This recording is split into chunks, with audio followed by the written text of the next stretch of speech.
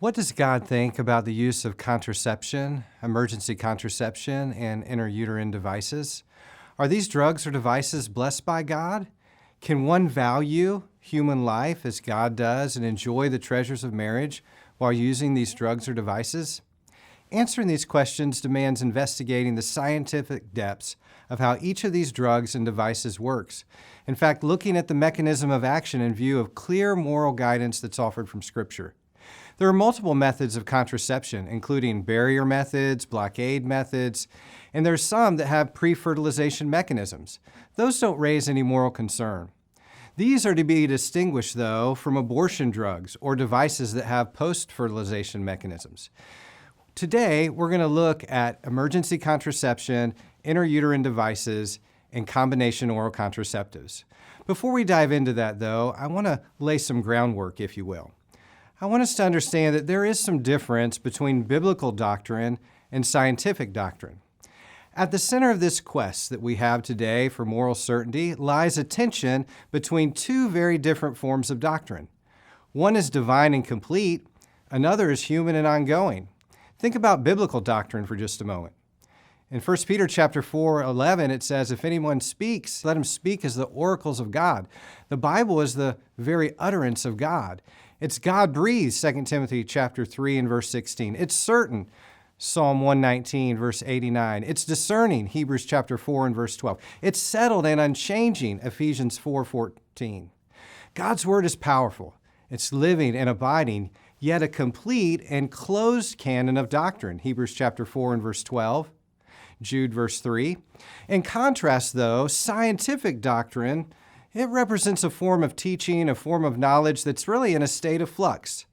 As humans continue to pursue things, in science, the finite minds of men and women, they plumb the depths of God's knowledge, the depths of God's omniscient nature. Firmly settled scientific doctrines of the past are questioned, they're challenged, they're tested by different instruments and certain technology, and critical analysis happens with science. Human advancement and achievement are found in uncovering the riches of what God did on one particular day of the 6 days of creation. Unlike biblical doctrine that is precise, pristine, and clear, scientific doctrine attempts to blaze a path from the depths of the unknown to the known. At its core, science is probability-based, and it's rooted in human finiteness and our ignorance. After a thoroughgoing examination of the evidence, one might exercise a moral option based upon reasonable certainty, even when exhaustive information and definitive causal certainty is absent. And we could look at some passages to illustrate that. Biblically and morally, we must follow the evidence wherever it leads. We must arrive at truth and be honest to change courses when truth dictates. From a bird's eye perspective, is there association between contraception use and human evils in our society? Have people walked by the flesh and done so with the use of contraception? When we think about it, socially, there is a connection between contraception and certain moral evils in society. For example, the objectification of women, treating women as sex objects. There is an association between contraceptive use and sensuality, in women's liberation, in the playboy mentality, in the notion that orgasm is king, in marital affairs, in premarital sex and prostitution, and even sexually transmitted infections. While these evils are not denied, they do not demand that every use of contraception itself be immoral. We've got to look at how these drugs and devices work. Unfortunately, the world tends to look at the worst outcome of sex as getting pregnant and subsequently having a child. This is to the detriment of the world of souls, the home, the state, and the nation. Psalm 127, verse 3. According to God, the worst outcome is not more human beings with souls, but souls that separate themselves from God through sin. Isaiah 59, verse 1 and 2, Romans chapter 3, verse 23. A new life begins precisely at fertilization. We have a video on the value of human life from the point of fertilization, and I would encourage you to check it out. When we think about the scientific examination of the mechanism of action of contraception, we think about drugs and devices that have multiple effects on biology and on anatomy, and some of them are morally acceptable, and some of them are not.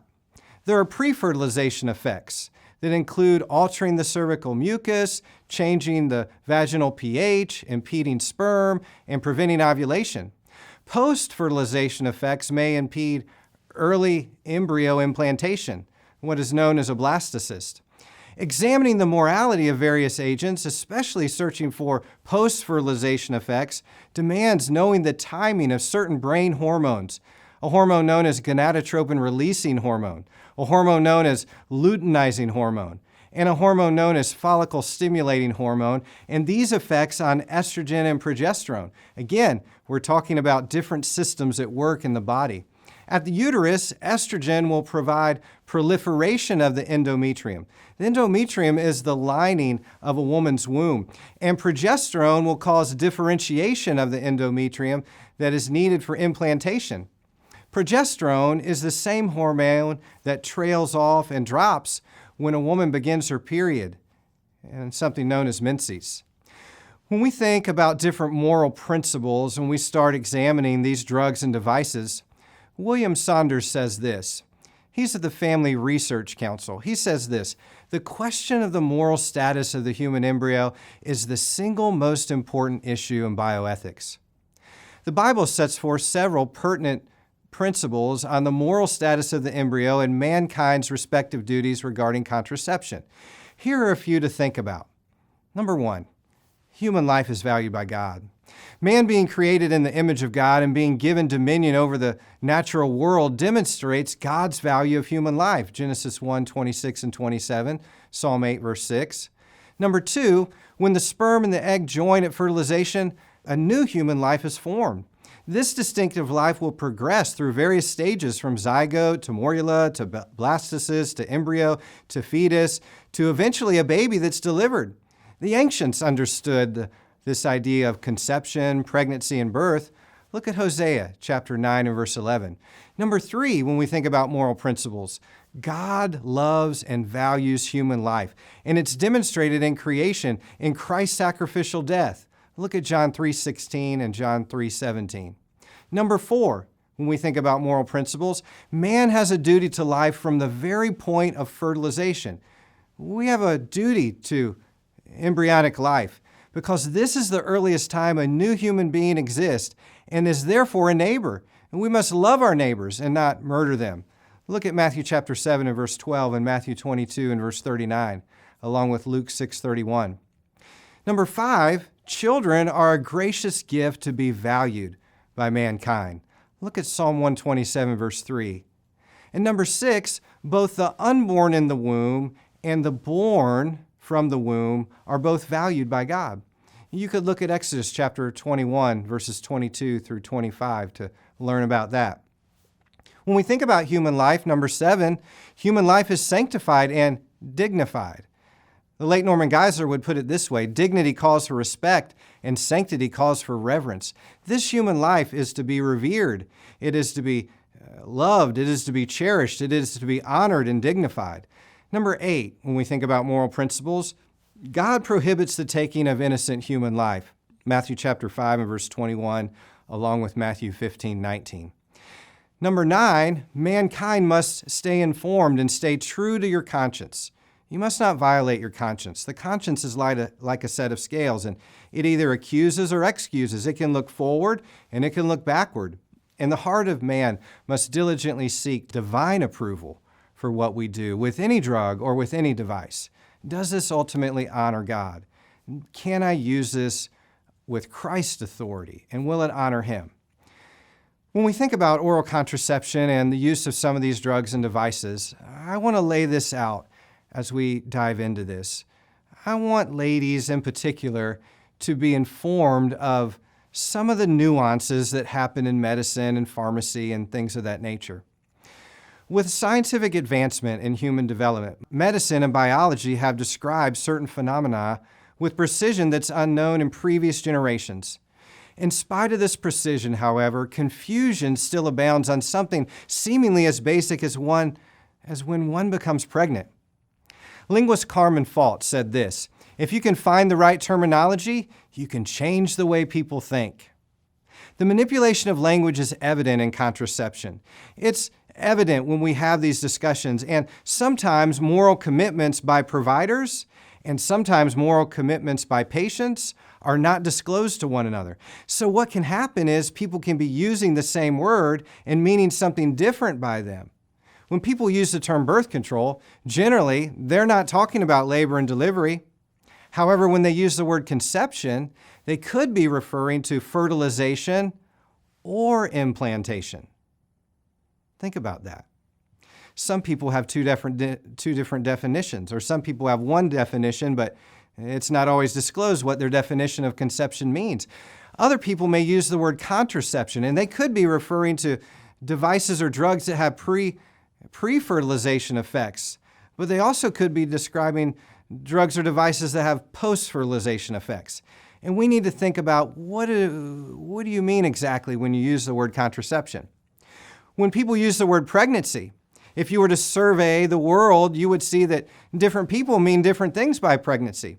Some people believe that pregnancy begins at the very point of fertilization in this event known as syngamy, where the genetic material is joined. And here are these two cells, a sperm and an egg, that join, and now you have a full set of chromosomes and a new human life and a new neighbor. Precision and clarity matter when we're talking about these things. And if people are going to make informed decisions and informed choices, it's important that people disclose what their moral commitments are.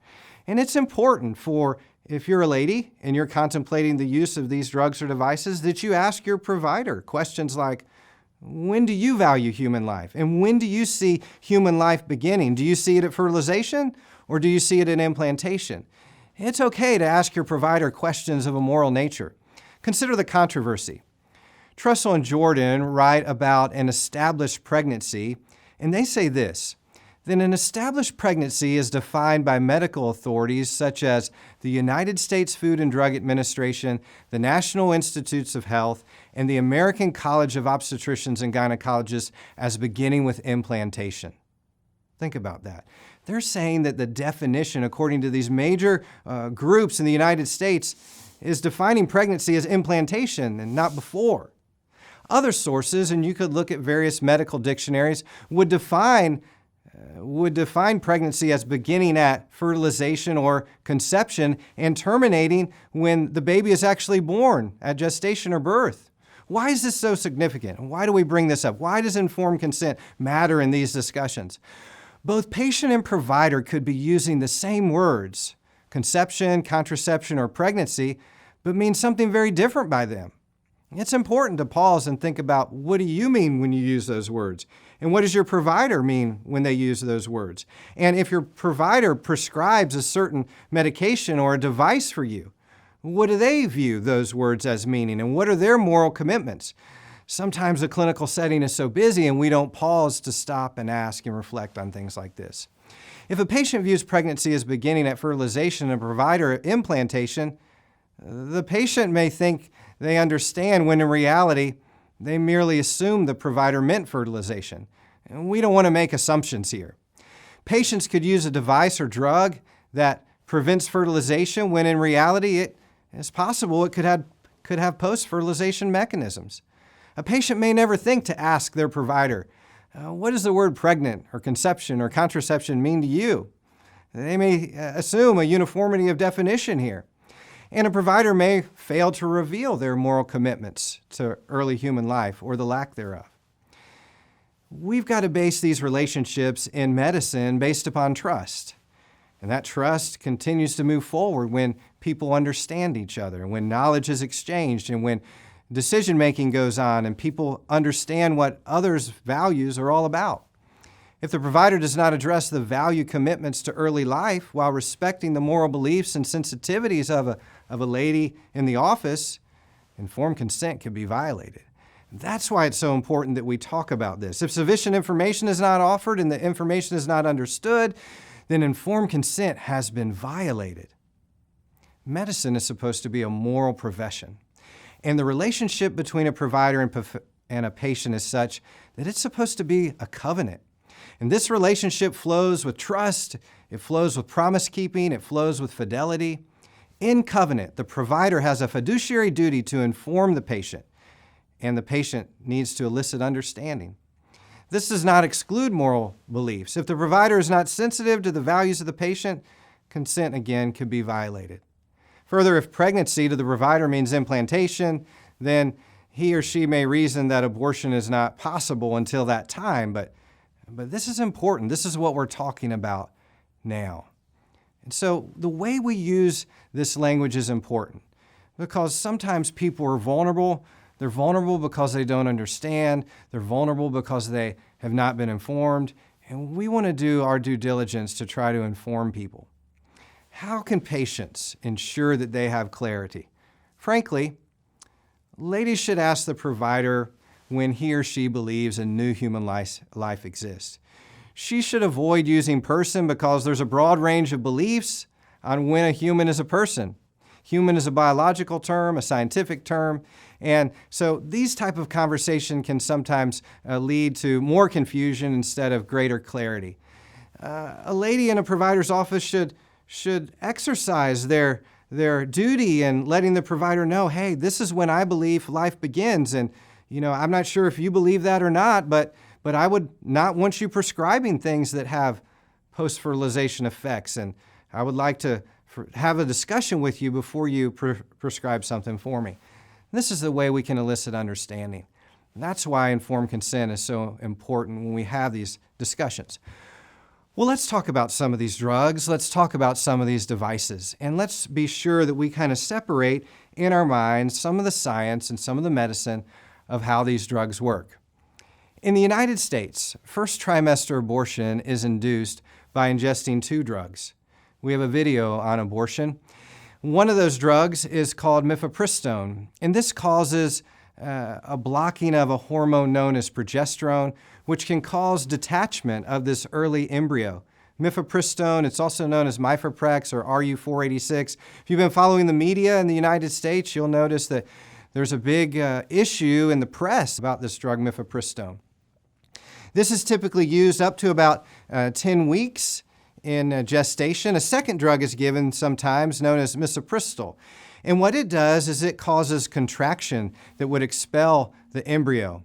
Now let's consider for just a moment, now that we've talked about the abortion drug, let's talk about emergency contraception. Now, if you were to dive into a medical textbook, you would notice that emergency contraception would sometimes occur in medical textbooks that are talking about contraception. Another phrase for emergency contraception is sometimes it's referred to as postcoital contraception.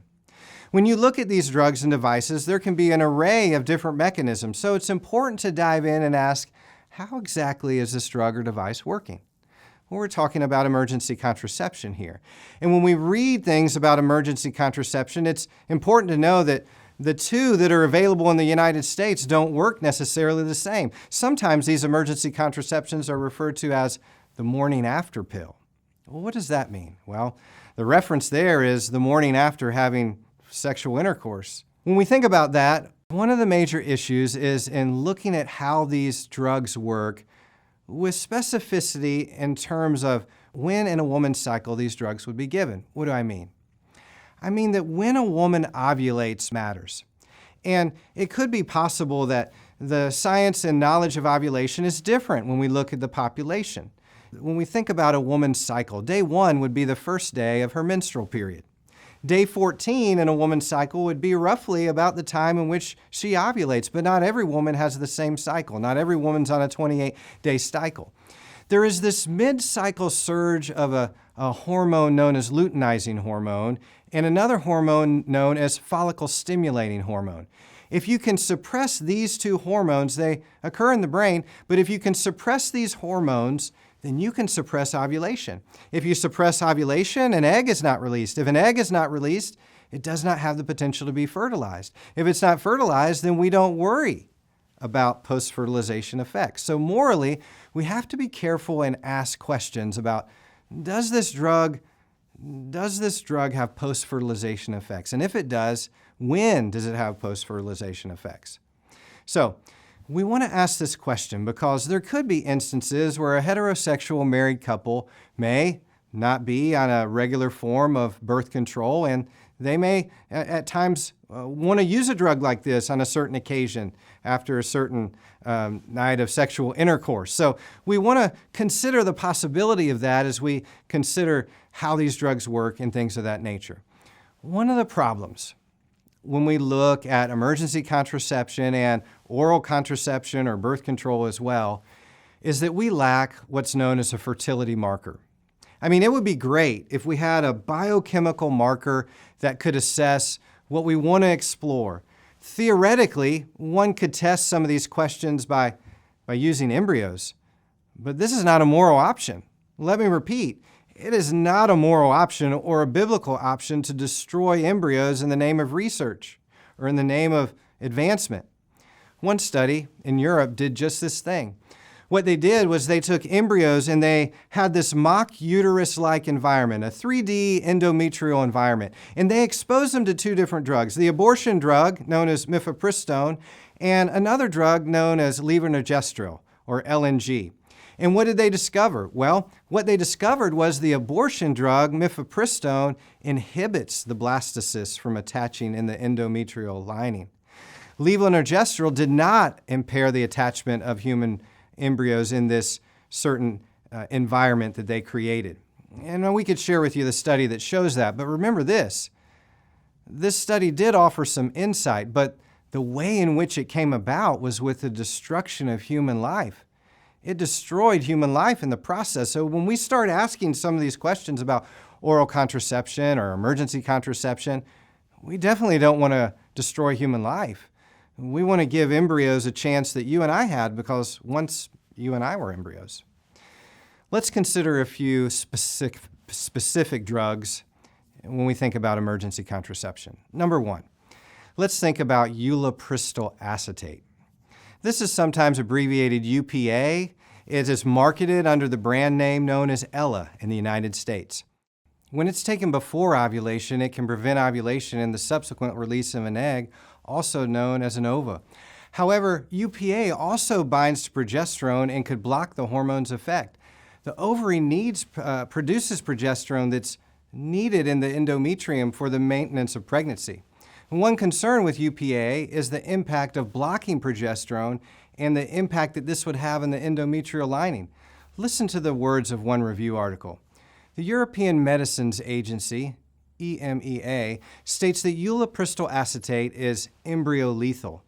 The results from the existing studies in animals are instructive in terms of the potential abortive effects of the drug in humans. In macaque monkeys, intramuscular administration of ulipristal acetate at 0.5 milligrams per kilogram resulted in the loss of 4 of 5 fetuses. What does this mean? This means that UPA, or Ella, has an abortive effect, meaning it works like the abortion drug mifepristone. And since life begins at fertilization, one would want to avoid using this agent. Well, what about the other emergency contraceptive, levonorgestrel, that's used in the United States? This is also referred to as Plan B one-step. It could potentially work by several mechanisms depending on the time of sex and whether one is ovulated or not. LNG could prevent ovulation and therefore prevent fertilization.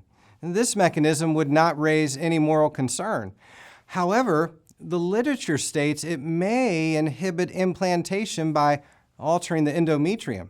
So unlike ulipristal acetate, or UPA, if this drug is taken on or after ovulation, it is unlikely to cause detachment. At this point in the cycle, the ovary is generally producing progesterone that will help maintain a pregnancy. However, concern might arise when this drug is taken immediately prior to ovulation about the possibility of post-fertilization effects. If levonorgestrel is taken when the egg is advanced in size just prior to ovulation, the drug could throw off the estrogen and progesterone synchrony of the endometrial lining and potentially prevent implantation. In this instance, conclusively demonstrating a post-fertilization effect is difficult because the patient may never know if in fact they did ovulate, or if in fact fertilization occurred. However, if the drug is taken several days prior to ovulation and the follicle is not advanced, then the drug may prevent ovulation. Women need to be informed on the use of this drug. They should be informed on the possibilities given the timing of sex and ovulation in order to make a moral choice. The timing of sex is important because sperm can live for up to 5 days in the female reproductive tract, and once the egg is released, it could be fertilized within approximately 12 to 24 hours. In fact, that's the window of when the egg will survive. Further, the timing of ovulation is significant to make a moral decision. Ovulation occurs approximately on day 14 of a woman's cycle, day 1 being the first day of her period. When we think about this, if levonorgestrel were to have a post-fertilization effect in a person who has a fairly regular cycle, a conservative moral justification could be offered for using it on days 1 through 9 of the cycle and days 15 through 28. But we're thinking theoretically here. Clinically, a fertility specialist could know exactly when a woman is ovulating. They could know certain hormone levels and they could help a woman make a decision. But most of the time when people use this drug, Plan B, this morning after pill, women may not have access to that technology or those devices. So when we think about Plan B, it works a little bit different than this other drug known as UPA.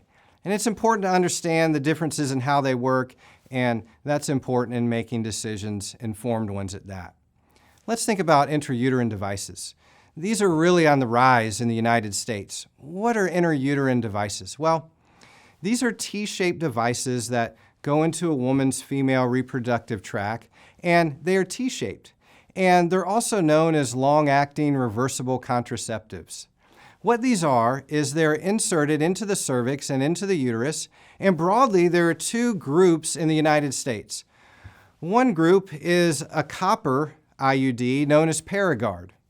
The other group of IUDs are IUDs that are drug-laced. These are plastic polypropylene type devices that have drug that's laced around them, and that drug is released a certain amount over a certain period of time. The drug that is released is this drug levonorgestrel, and that's released over time. The copper IUDs have a toxic effect on sperm, and the toxic effect on sperm is of no moral concern. However, if fertilization does occur in women that have copper IUDs implanted, it could cause a local inflammatory effect of the endometrial lining and prevent endometrial receptivity. What does that mean?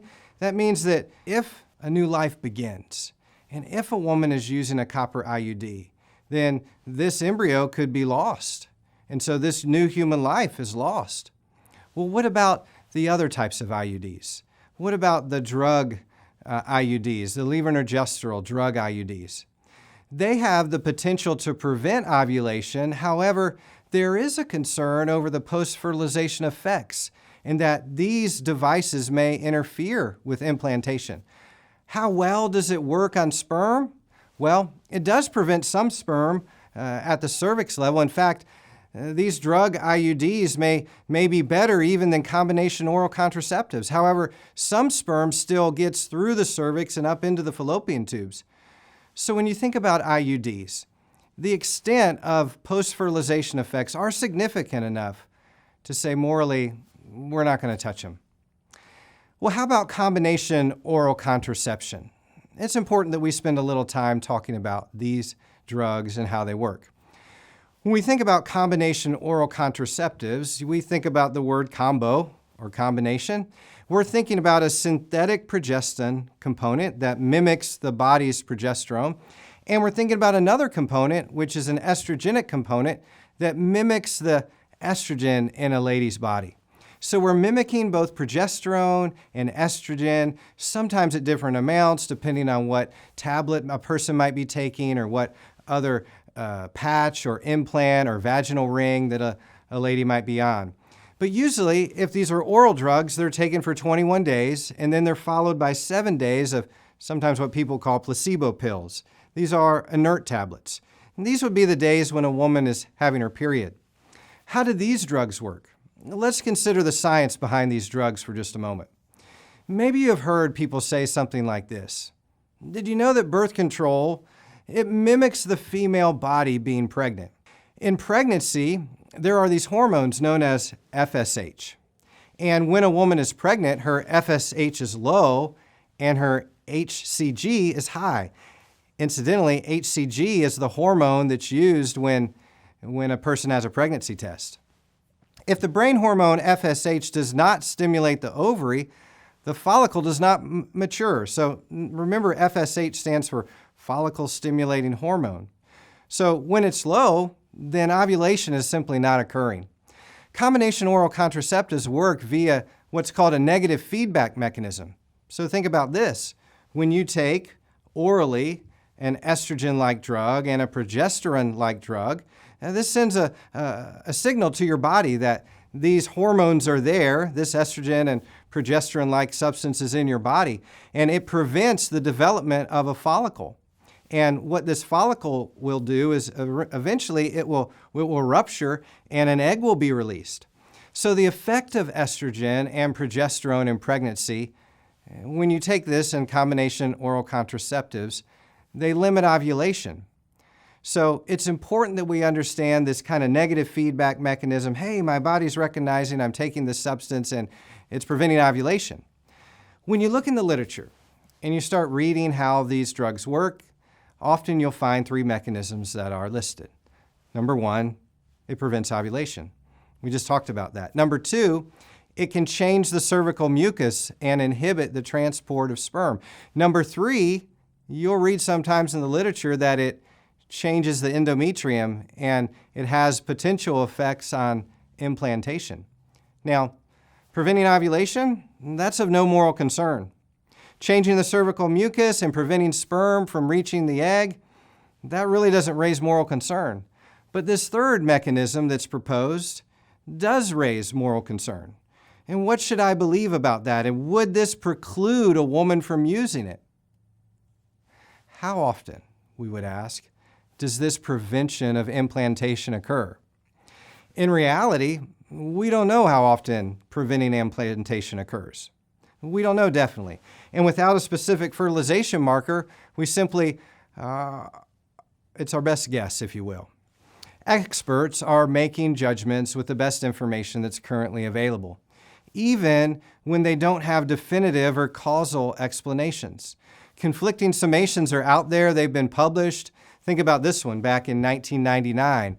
Rivera, Jacobson, and Grimes wrote this. They said that endometrial changes are unlikely to play an important role, if any, in the observed contraceptive effectiveness of combined oral contraceptives. That's the position that they take. However, that's not the view that's shared by everybody.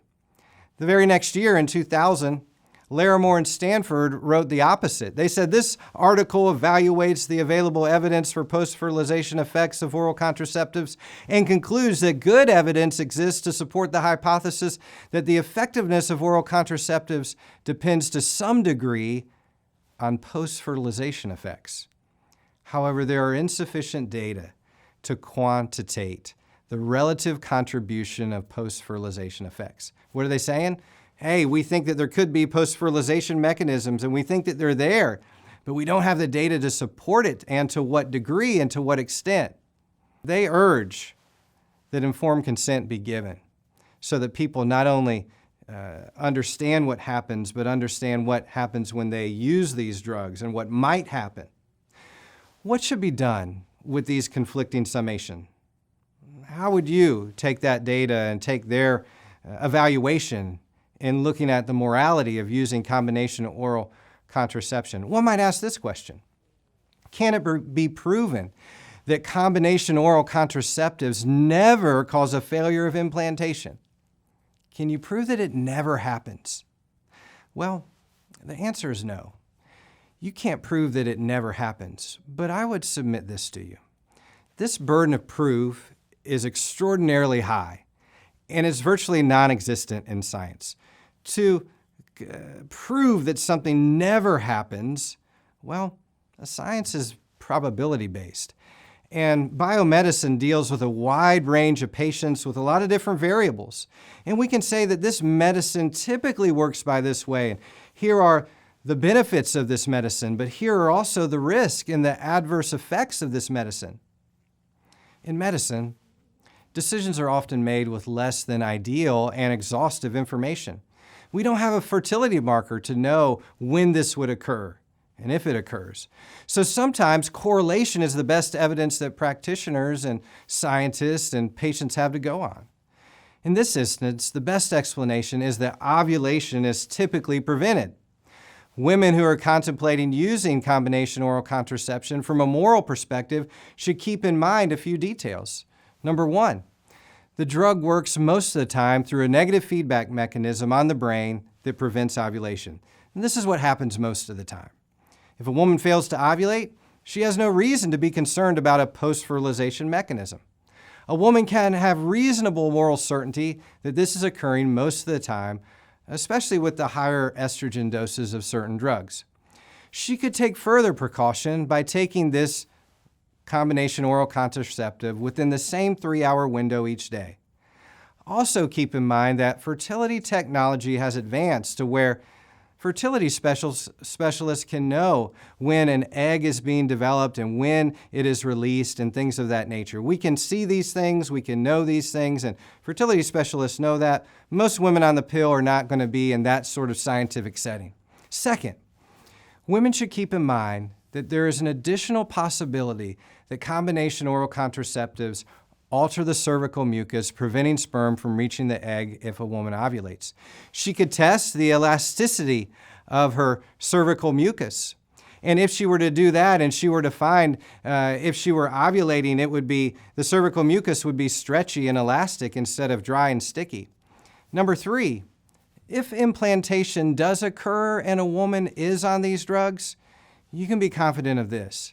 The combination oral contraceptives are not like the abortion drug known as mifepristone. They're not like the emergency contraceptive drug known as UPA. That's not what these drugs are. In fact, women do get pregnant on the pill, and they stay pregnant on the pill. Some might want more answers. Some might want more data. Some might want more definitive information about a post-fertilization mechanism happening or not happening. But let me share this with you. More than 20 years ago, the Christian Medical and Dental Association published this. Listen to the words. They say this: "The issue at hand, however, is whether or not hormonal birth control methods have post-conceptional effects, i.e., cause abortions. CMDA has consulted many experts in the field of reproduction who have reviewed the scientific literature. While there are data that cause concern, our current scientific knowledge does not establish a definitive causal link between the routine use of hormonal birth control and abortion. However," they say, "neither are there data to deny a post-conceptional effect." And that was all the way back in 1998. So when you think about a post-fertilization, a post-conceptual effect of combination oral contraceptives, conscientious people must remember that the absence of negative proof does not demand that these mechanisms are necessarily happening. Be careful. Just because something has not been proven does not establish that it has been proven. So we need to be informed, and we don't need to overreach the data or to draw conclusions that are not based on data. We need to be informed the best way that we can. We need to make moral decisions based upon medical literature, remembering that biblical doctrine is firm and fixed and complete, while medical literature continues to change over time. And as medical literature moves forward and conscientious Christians are attentive to post-fertilization mechanisms, what should they be looking for in research? Well, they could be attuned to data on how eggs are released and how they're fertilized, and potential changes in the fallopian tubes, because it's possible that maybe some drugs could prohibit certain things going on in the fallopian tubes and things of that nature. And they should be concerned and look perhaps at IVF data, and it might demonstrate post-fertilization effects and things of that nature, and also endometrial receptivity studies. And these are kind of technical and things of that nature, but that's where individuals in science, physicians and pharmacists and scientists love to dig in and look at some of that information and try to take that information and help other people. I realize today that some of the information that I presented to you has been a bit complicated and technical at times, but I really want to give people good information. And I want to really take that information and try to boil it down and help you understand what is good and what is pleasing to God and how you can look at these drugs and devices and make good decisions and with informed consent. My primary concern has been looking at the morality of these drugs, but remember this, that each use of these drugs or devices, they will occur in a clinical setting. And I haven't talked a lot about the side effects or the harms or the risk and the burdens with these drugs, but I've mainly focused on the morality. Could a person use these? And for several of them, the clear answer is that they shouldn't. My primary concern has been looking at the morality of these different fertility agents. In conclusion, the abortion drug mifepristone, it should be avoided. It destroys the embryo, and that doesn't honor God. The emergency contraceptive drug UPA, or Ella, it should be avoided too. It acts in some ways like the abortion drug mifepristone. Plan B, well, the verdict is kind of out on that. And it depends on when in a woman's cycle that drug may be administered. To be fair, you could theoretically propose a mechanism when it wouldn't be harmful from a moral perspective, but my concern here is sometimes women have irregular cycles, and sometimes perhaps a woman on occasion won't remember the first date of her last period. So this creates some concerns when we start talking about Plan B. IUDs, they raise serious moral concern because of the inflammatory effect on the endometrium. When it comes to combination oral contraception, these drugs work really well at preventing ovulation. However, if future evidence becomes available that these prevent implantation and there's good, conclusive, direct causal lines that demonstrate that, may we have the courage to stop using them in those situations. I want to share with you one other drug before I conclude. Sometimes people don't want to use a hormonal option at all. And there's spermicides that are out there, there's condoms, there's diaphragms. But recently, there was a non-hormonal drug that was approved known as Phexxi. Phexxi is a combination of lactic acid, citric acid, and potassium bitartrate. And it works by altering the pH of the vagina. Sperm can increase the pH in the vagina. And so Phexxi offsets the impact that sperm would have. So there's no real concern of destroying an embryo if a woman were to use Phexxi, and if a married couple wanted to use Phexxi, that would certainly be a moral option that would be available. But again, the usage of these drugs occurs in a clinical environment where different parts of a woman's health need to be considered. In the end, we must continue to uphold the value of human life from the point of fertilization. I would encourage women to take this information and weigh it. Weigh it in your conscience and let the Bible be your guide. Don't violate your heart. 1 John chapter 3 and verse 20. Never violate your conscience, but let good information, good Bible understanding, and good science help inform you. God loves all human life, and He loves women. Jesus died for all women. And remember this, you were bought with a price. So glorify God in your body with every drug you use and with every device you may choose to use.